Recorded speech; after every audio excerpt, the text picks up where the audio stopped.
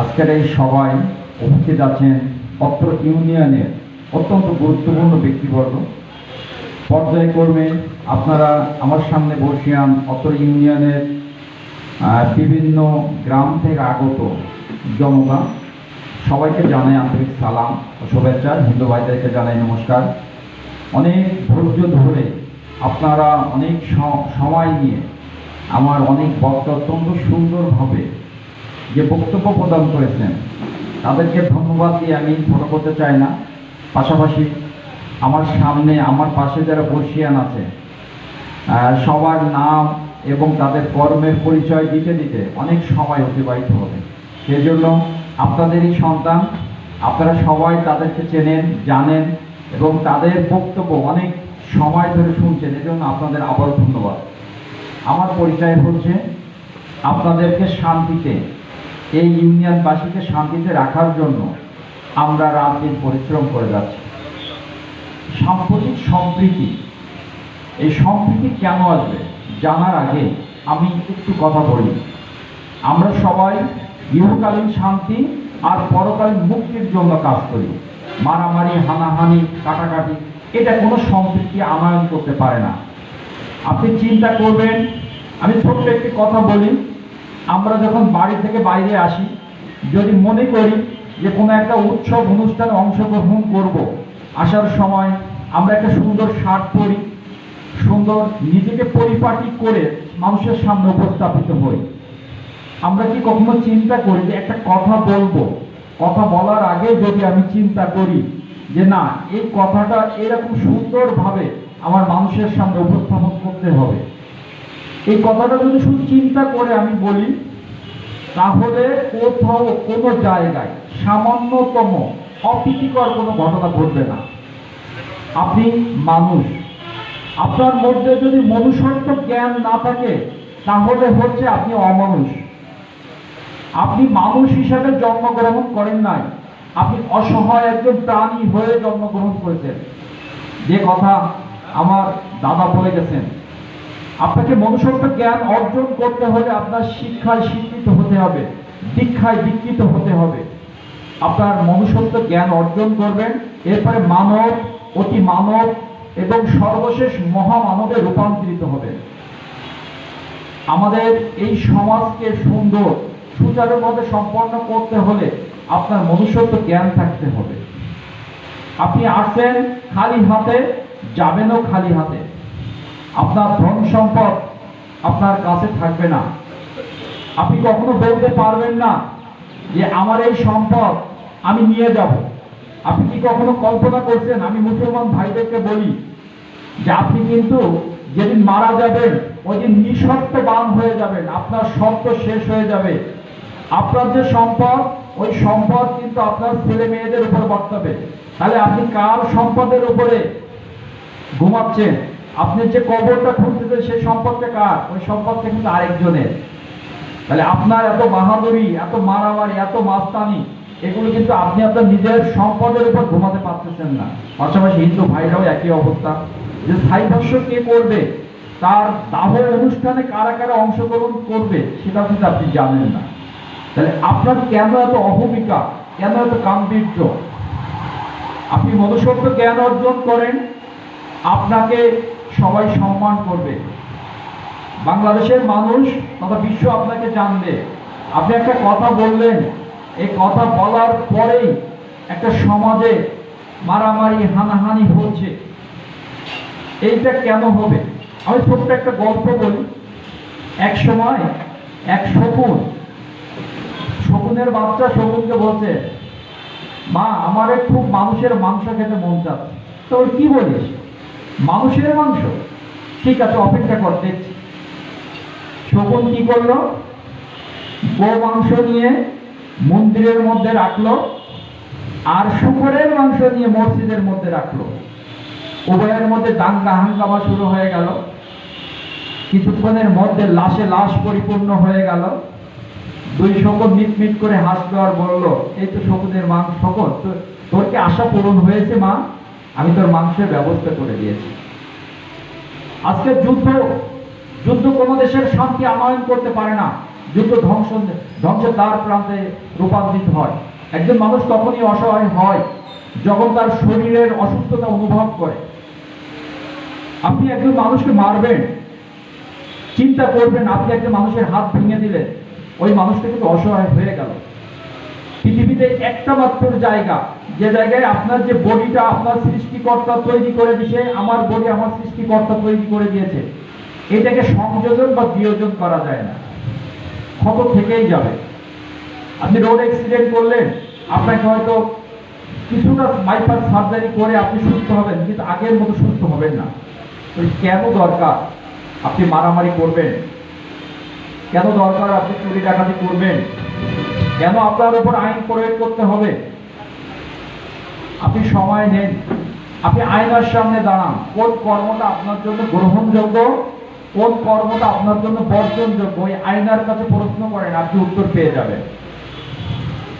আপনি কিভাবে রাগ, কিভাবে অহমিকা দেখান, কিভাবে গাম্ভীর্য দেখান, কারণ আপনি যে কণ্ঠটা কথা বলেন, এই কথাটা আসে হচ্ছে 37টা বা 27টা টানেলের মাধ্যম দিয়ে।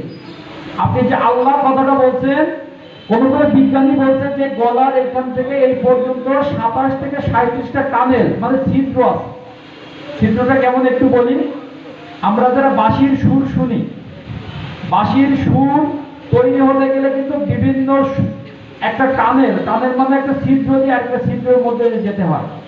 সৃষ্টিকর্তা যদি একটা টানেল শেষ করে দেয়, তাহলে আপনি ভালোভাবে গান গাইতে পারবেন না, ভালোভাবে অফ করতে পারবেন না, ভালোভাবে কথা বলতে পারবেন না।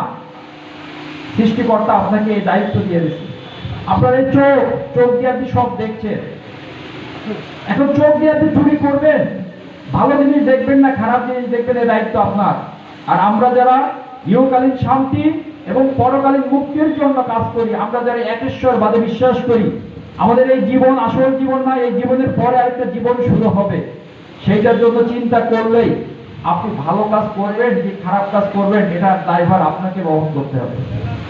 পাশাপাশি আমি আপনাদের এখানে দিকের দায়িত্ব নেওয়ার পর থেকে আমি মসজিদে গিয়েছি, আমি মন্দিরে গিয়েছি, আমি স্কুলে গিয়েছি, আমি হচ্ছে কলেজে গিয়েছি, আমি সবার সাথে সব স্টুডেন্টদের সাথে কথা বলেছি।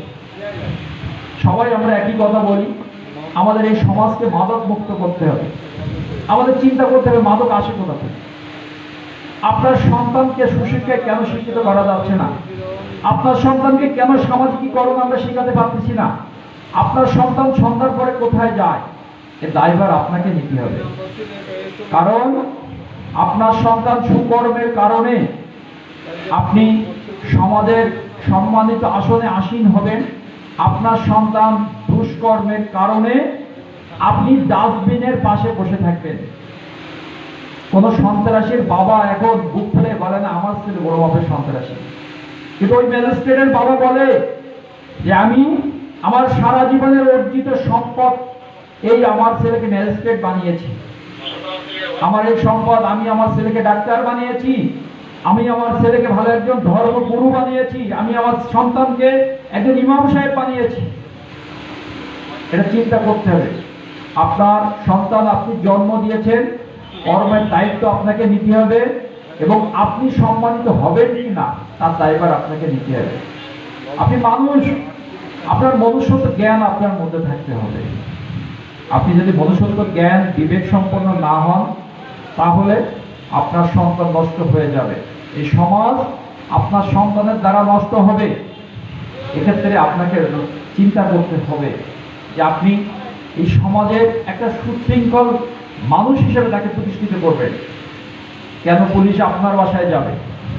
কেন আপনি যদি আইন অমান্য করেন, অবশ্যই বাংলাদেশের একটা আইন আছে, প্রচলিত একটা আইন। এই আইনটা তৈরি হয়েছে কেন? অধিকাংশ মানুষের শান্তি দেওয়ার জন্য। এই আইনটা আপনাকে মান্য করতে হবে, আপনি জানতে হবে। আপনি আজকে আমরা যে ডিজিটাল যুগে বসবাস করি, একটা কথা বলি, আমাদের জাতীয় কবি কাজী নজরুল ইসলাম একটা কথা বলছিল সংকল্প কবিতায়। তিনি লিখছিলেন, বিশ্বজগৎ পাতাল ফুড়ে নামবো আমি, উঠবো আমি আকাশ ফুড়ে, বিশ্বজগৎ দেখবো আমি আপন হাতের মুঠোয় ভরে। আজকে দেখেন এই মোবাইলের মাধ্যমে আমরা বিশ্ব জগৎকে আপন হাতের মুঠোয় দেখতে পাচ্ছি। আপনি যদি হিন্দু হয়ে থাকেন, আপনি ওই মোবাইলে সার্চ দেন যে কোন কাজটা আপনার করণীয়, কোনটা বর্জনীয়। আপনি মুসলমান হয়ে থাকলে আপনি ওটাকে সার্চ করেন। বাংলাদেশের যে আইন, খুন করলে কি হতে পারে, ধর্ষণ করলে কি হতে পারে, মারামারি করলে কি হতে পারে, সবই আইনের ব্যাখ্যা দেওয়া আছে। আপনি আপনার বাসায় আপনার সন্তানকে শিক্ষায় শিক্ষিত করেন, আপনি আপনার সন্তানকে সুশিক্ষায় শিক্ষিত করবেন, পাশাপাশি এই দেশের অভ্যন্তরে একটা আইন আছে, সে আইন আপনাকে মান্য করতে হবে। আপনি ঈদের সময় আমরা পাহারা দেই, আমরা বাংলাদেশ পুলিশ যারা আছি, আমরা ঈদের ছুটি পাই না, আমরা পূজায় ছুটি পাই না, আমরা পয়লা বৈশাখের ছুটি পাই না, আমরা বিভিন্ন উৎসব অনুষ্ঠানে ছুটি পাই না। কারণ আমরা বাংলাদেশের মানুষের শান্তিতে রাখার জন্য আমরা গুরুত্বপূর্ণ ভূমিকা পালন করি। আমার স্যার, আমি যখন ট্রেনিংয়ে যাই তখন আমার একজন স্যার আমাকে কথা বলছিল, বলতো সালাউদ্দিন, এই পোশাক দিয়ে যখন ঘামের দুর্গন্ধ বের হবে তখন তুমি মনে করবে যে তুমি পারফেক্ট কাজ করতেছো, তোমার এই দুর্গন্ধটাই তোমার হচ্ছে সেন্ট। আমরা এই পোশাক পরে 24 ঘন্টা থাকি আপনাদের শান্তিতে রাখার জন্য। প্রত্যেক পরিবার থেকে যদি আপনারা চিন্তা করেন যে আমার পরিবার আইন মেনে চলবে, আমার পরিবার অন্যায়, অত্যাচার, অবিচার, খুন, রাহাজানি, ধর্ষণ, চাঁদাবাজি, লুটতরাজি করবে না, তাহলে কোথাও কোনো প্রকার অপ্রীতিকর কোনো সংবাদ পাওয়া যাবে না। আমাদের যুদ্ধ হবে পরিবার থেকে। আপনার সন্তান, প্রায় শুনি বাবা বিদেশ থাকে, মা বাড়িতে থাকে, তার সন্তানকে লেখাপড়া শেখানোর নাম করে এই সন্তান নষ্ট হয়ে যাচ্ছে। অনেকেই আসে আমার কাছে যে আমার ছেলেটা নষ্ট হয়ে যাচ্ছে। এই সন্তান একদিনে নষ্ট হয়ে নাই, এই সন্তান নষ্ট হয়েছে অনেক দিন যাবৎ, একের পর এক স্টেপে, ছোটবেলা থেকে সে আস্তে আস্তে নষ্ট হয়েছে। সন্তানের লাগাম টেনে ধরতে হবে। আজকে যারা সমাজপতি আছেন, আজকে যারা সমাজের কর্ণধর, আপনাদের কাছ থেকে আমি বিনীতভাবে অনুরোধ করব, আপনাদের দায়িত্ব আছে এই সমাজকে সুশৃঙ্খল পথে নিয়ে যাওয়ার জন্য আপনাদের মাঝির ভূমিকা পালন করতে হবে। আপনি যদি এই সমাজকে কিছু দিয়ে যান, সমাজ আপনাকে 1000 বছর স্মরণ রাখবে। আপনি যদি চিন্তা করেন, আপনি যদি মনে করেন জাতির জনক বঙ্গবন্ধু শেখ মুজিবুর রহমান কোথায় ছিলেন, বাংলাদেশের প্রত্যেকটা প্রান্তে ছিল, আজকে বিশ্ব তাকে চেনে। কারণ কি? তিনি সারা জীবন বিলিয়ে দিয়েছেন, নিজের জন্য না, দেশের জন্য কাজ করেছেন, সেজন্য আজকে তিনি জাতির জনক হয়েছেন। আপনি পরিশ্রম করেন, অবশ্যই আপনি সফলকাম হবেন। আপনার সন্তান জন্মগ্রহণ করার পরে আপনাকে চিন্তা করতে হবে, আপনি আপনার স্ত্রীর সাথে কথা বলবেন যে আমার তো একটা মেয়ে সন্তান জন্মাইছে বা আমার একটা ছেলে সন্তান জন্মগ্রহণ করছে, আমার এই সন্তান কি হবে, ঠিক সেভাবে কাজ করেন। আজকে সরকার প্রত্যেকটা জায়গায় বৃত্তির ব্যবস্থা করছে। আগেকার দিনে শুনতাম, আমি যখন লেখাপড়া করতাম তখন আমার বইটা নেওয়ার জন্য বহু লোক এসে বসে থাকতো। আজকে কিন্তু বই কিনতে হয় না, আজকে লাইব্রেরিতে প্রচুর বই পাওয়া যায়। এখন দরকার হচ্ছে চিন্তা করা, সন্তানকে সামনের দিকে এগিয়ে নিয়ে যাওয়ার জন্য। প্রচুর সুশিক্ষায় শিক্ষিত, প্রচুর বই আছে, সমাজ আমাদের অনেক কিছু দিচ্ছে, রাষ্ট্র আমাদের অনেক কিছু দিচ্ছে। আমাদেরকে কি করতে হবে? মনোনিবেশ করে লেখাপড়া শিখতে হবে। সঠিক দিক নির্দেশনার অভাবে আমরা আমাদের সমাজকে পিছনের দিকে ধাবিত করছি। আপনি বলেন কোন ধর্মে বলা আছে যে মাদকাসক্তের সুফলের পরিমাণ? কোন ধর্মেই বলা নেই যে মাদকাসক্ত আমাদেরকে কল্যাণ আনতে পারে। সবসময় বলা থাকে যে মাদক দ্রব্য, নেশা জাতীয় দ্রব্য আমাদের সকল অপকর্মের মূল কারণ। আপনারা আজকে এখানে যারা আছেন, মন থেকে চিন্তা করেন এটা কোথা থেকে আসে, কেন আসে? সামাজিক প্রতিরোধ করে তুলতে হবে। আমি হঠাৎ করে একজনকে ধরলাম, বললো না বাবা আমার ছেলে তো সবচেয়ে ভালো ব্যক্তি। আমি ছোট্ট একটা উদাহরণ দিই আপনাকে। আমি যখন চৌগাছা থানায় চাকরি করি, এক কমিশনারের ছেলেকে, এক মহিলা কমিশনারের ছেলেকে আমরা ধরে নিয়ে আসলাম। আনার পরে মোবাইলটা ছিল এরকম, মোবাইলটা আমাদের পকেটে ছিল। আমরা আনার পরই সেই মহিলা আসলো, কমিশনার এসে বলল আমার ছেলে এই কাজ করতে পারে না, আমার ছেলেকে আমি কখনো ইয়াবা ট্যাবলেট সেবন করতে দেখি নাই। আমরা তো বিপদে পড়ে গেলাম। পরবর্তীতে যে আমার সাথে আমার ছিল এসআই মোখলেসুর রহমান, আমরা দুইজন ওসি সাহেবের কাছে কথা শুনে রুমে গেলাম, যার পরে মোবাইল এমনি নিজেরা করতেছি, ব্রাউজিং করতেছি। হঠাৎ করে দেখি ওই মোবাইলটা কি কারণে যে ভিডিও হয়ে গেছে আমরা নিজেরাও জানি না। যখন আমরা তার পকেট থেকে, তার এই যে প্যান্টের ভিতর থেকে 2 পিস ইয়াবা ট্যাবলেট বের করছিলাম, তখন আমরা এটা বুঝছিলাম যে এই অবস্থায় ভিডিওটা রয়ে গেছে। তখন ওই মা কেঁদেছিল আর বলেছিল আমার ছেলে যে এত নষ্ট হয়ে গেছে আমি আগে জানতে পারি নাই। আপনাদেরকে চিন্তা করতে হবে, আপনার সন্তান সন্ধ্যার পরে বাইরে যাবে, কেন যাবে? এই পাবজি, ফ্রি ফায়ার গেম খেলাকে কেন্দ্র করে দর্শনা থানাতে একটা হত্যা সংঘটিত হয়েছে অপ্রাপ্ত বয়স্ক ছেলে। তো সেক্ষেত্রে আমাদের উত্তর জেলার মানবিক পুলিশ অফিসার মাননীয় পুলিশ সুপার মহোদয় আমাদেরকে নির্দেশ দিয়েছে সন্ধ্যার পরে কেউ ফোন নিয়ে বাইরে আসতে পারবেন না। সন্ধ্যার পরে খোলা আকাশের নিচে আপনি ফোন ব্যবহার করতে পারবেন না। আপনার যদি ফোনের ব্যবহার করতে হয় আপনি আপনার বাসায় যেয়ে ফোন ব্যবহার করেন। আর আপনাদের কাছে রিকোয়েস্ট করি, আপনাদের কাছে বিনীতভাবে বলি যে আপনার সন্তানকে সন্ধ্যার পরে আর ফোনটা দিয়েন না। ওই ফোন থেকে সুকর্ম হয় না। অ্যাসাইনমেন্ট তৈরি করতে সর্বোচ্চ 1 ঘন্টা সময় লাগে, 2 ঘন্টা সময় লাগে। আপনারা দীর্ঘক্ষণ ফোন দিয়ে রাখছেন। এই ফোনটা নষ্টের জন্য সমগ্র কারণ সে বুঝে হোক না বুঝে হোক ফেসবুকের অনেক গুজবে সে শেয়ার করে। এই ফেসবুককে ইউজ করার কারণে সমাজের অনেক ক্ষতির শিকার হচ্ছি আমরা। আপনার সন্তানকে সুশিক্ষা দেওয়ার দায়িত্ব আপনার। আপনার সন্তান ভালো হবে কি খারাপ হবে দায়ভার আপনাকে বহন করতে হবে। আপনি যদি না পারেন আমাদের কাছে আসেন। সমাজের যারা সমাজসেবী আছে, সমাজকর্মী আছে, স্থানীয় প্রশাসন আছে, মেম্বার আছে, চেয়ারম্যান সাহেবরা আছে, তাদের কাছে আসেন। আনসার ভিডিপি আছে, তাদের কাছে আসেন। আপনার সন্তানকে কি হচ্ছে, আপনি যদি আপনার সন্তানের দায়িত্ব না নিতে পারেন তাহলে আগামী দিন আপনার জন্য কঠিন পরিস্থিতির সম্মুখীন হতে হবে। এই সমাজ, আপনি আপনার ছেলেকে যদি সুশিক্ষায় শিক্ষিত না করতে পারেন, আগামী দিনের যে ভবিষ্যৎ আসতেছে, আগামী দিনটাতে আপনার সন্তান হবে ওই রাখাল টাইপের। কাজে আজকে আপনার সন্তানকে স্কুলে নিয়ে যেতে হবে। আপনার সন্তান করোনাকালীন সময়ে যে লেখাপড়া থেকে যে বিচ্যুত হয়েছে, এখন তাকে বেশিক্ষণ তাকে পড়তে হবে, তাকে পড়ানোর ব্যবস্থা করতে হবে। মা বাবারা আছেন, সন্তানের পাশে বসে থেকে তার পড়াশোনার ব্যবস্থা দায়িত্ব নেন। টিচারের উপর সব ছেড়ে দেওয়ার দরকার নেই, আমাদের উপর সব কিছু দিয়ে না। পাশাপাশি আপনারা অনেকক্ষণ ধরে যে বসে আছেন আমাদের এই কথা শুনলেন। সাম্প্রতিক সম্প্রীতি, এখানে হিন্দু মুসলমান নাই তো। আমি মাঝে মাঝে বলি সংখ্যাগুরু কিসের? আমার বাংলাদেশের এক আইন, আমার বাংলাদেশের প্রেসিডেন্ট একজন, প্রধানমন্ত্রী একজন। আমার কাছে সংখ্যাগুরু কিসের সংখ্যালঘু? আমরা সবাই সমান। আমি সমাজের একজন মানুষ। সমাজের মানুষ হিসেবে আমার দায়িত্ব এবং কর্তব্য লেখা আছে। আমার গায়ের যে রক্ত, একটা মুসলমান গায়ের যে রক্ত, একটা হিন্দু দাদার গায়ের রক্ত একই। সেও যেমন ভাত মাছ খায়, আমরাও একই খাই, খাওয়া দাওয়া একই করি। তারও 2টা চোখ আছে, আমারও 2টা চোখ আছে।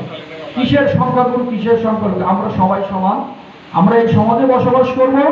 সমাজে যদি কেউ অন্যায় করতে চায়, অথবা আমার এই মুন্সিগঞ্জ ক্যাম্পের অধীনস্থ যদি কেউ সাম্প্রতিক সম্প্রীতি বিনষ্ট করতে চায়, আপনি সাবধান হয়ে যান। আপনি যদি কোনো প্রকার কোনো অপ্রীতিকর কোনো পরিস্থিতি সৃষ্টি করার পায়তারা করেন, আপনার দাঁত ভাঙার জবাব দেওয়ার জন্য আমরা সদা প্রস্তুত আছি। আপনাদের শান্তিতে রাখার জন্য রাত দিন পরিশ্রম করে যাচ্ছি। আপনাদের সকলকে এই আহ্বান জানাই যে আপনার বাড়ির পাশের যদি খারাপ লোকের অবস্থান থাকে আমাদেরকে সহযোগিতা করুন, আমরা অবশ্যই ব্যবস্থা নেব। পাশাপাশি যদি কোনো ট্রেন স্টেশন, রেল স্টেশন বা যদি কোনো নদী বন্দর থাকে, সেখানে কিন্তু খারাপ লোকের আনাগোনা থাকতেই পারে। এরা আপনার মুন্সিগঞ্জবাসী না, এরা মুন্সিগঞ্জের বাইরে অবস্থান করে। ওই ব্যক্তিরা কেন আপনার বাড়ির পাশে এসে অবস্থান করে, কোনো বস্তিতে এসে অবস্থান করছে কিনা, এটা আমাদেরকে তথ্য দিয়ে সহায়তা করুন। আমরা অবশ্যই আপনাদের পাশে থেকে এই মুন্সিগঞ্জবাসীদের নিরাপদে রাখবো ইনশাআল্লাহ। আপনাদের আমার এসপি স্যারকে, আমার ওসি স্যারকে আমি বলেছিলাম, স্যার আমাকে বলছে যে তোমার চেহালা ইউনিয়নে 7টা পূজা মণ্ডপ আছে। আমি বললাম হিন্দু দাদাদের সাথে আমার কথা হয়েছে, নির্দিষ্ট সময় নির্দিষ্ট সূর্য অস্তের পূর্বেই পূজা মন্দির প্রতিমা বিসর্জন হবে, দাদারা আমার কথা রেখেছে। পাশাপাশি বর্তমান সময়ে সকল ব্যক্তিদের সাথে কথা বলে আমার এই অঞ্চলকে সুন্দর এবং সমৃদ্ধিশালী একটা অঞ্চল হিসেবে গঠন করার জন্য আমরা কাজ করে যাচ্ছি। আপনারা আমাদের সহযোগিতা করবেন ইনশাআল্লাহ। আপনাদের পাশে থেকে এই মুন্সিগঞ্জকে সকল প্রকার খারাপ কাজ থেকে বিরত রাখার চেষ্টা করব। যুব সমাজকে আমি আপনাদের সাথে কথা দিচ্ছি, যুব সমাজ আবার মাঠে যাবে, তারা ফুটবল খেলবে, তারা ক্রিকেট খেলবে। আমি নিজে থেকে আমার ওসি সাহেবের সাথে কথা বলে প্রত্যেক ওয়ার্ড বাই ওয়ার্ড খেলার আয়োজন করব এবং এই খেলার মাধ্যমে আমরা আমাদের সংস্কৃতিতে ফিরে আসবো, অপসংস্কৃতিতে নয়, সংস্কৃতিতে ফিরে আসবো। সাংস্কৃতিক মনা, এখানে সংস্কৃতির অংশ যেটা সেটা আমরা অবশ্যই চর্চা করব, সংস্কৃতির চর্চা হবে। সব আপনারা আমাদেরকে সহযোগিতা করবেন। পাশাপাশি আপনাদের যদি কোনো মতামত থাকে, আমি আপনাদের সেবার জন্য থাকি। আমার ঈদ নেই, আমার পূজা নেই, আমার ছুটি নেই, বছরে ছুটি পাই 20 দিন, এই ছুটিটাও ভোগ করতে পারি না। এই বছর শেষ প্রান্তে এসে 5 দিন ছুটি ভোগ করেছে, আপনাদের সেবায় থাকি। যে কোনো সমস্যা হলে আসবেন, আমরা অবশ্যই আপনাদেরকে সেবা দেওয়ার চেষ্টা করব।